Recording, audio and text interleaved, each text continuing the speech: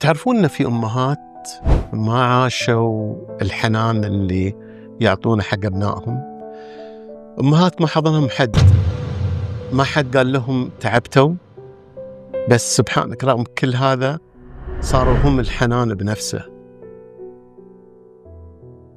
في بعض الأمهات ربوا على الصبر، ما حد سألها في يوم شلونك، لكنها تسأل عن الجميع شلونكم.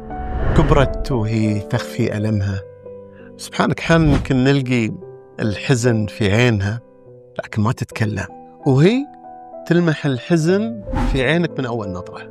يمكن ما عاشت حب أمها مثل ما تعيشونه أنتوا، لكن في داخلها قررت تكسر هالسلسلة وتكونون أنتوا التجربة الأجمل اللي عاشتها، تعوض كل هالحنان والفقد فيكم، تتعب وتتعب، ومع ذلك في كل مرة تشوفونها مبتسمة وتقول ما عليه، دام عيالي بخير أنا بخير.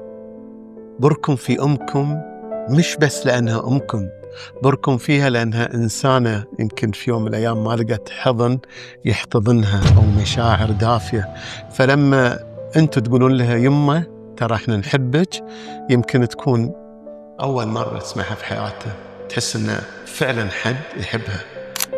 أمهات بركة، الأمهات سبحانك يا رب كم من العاطفة.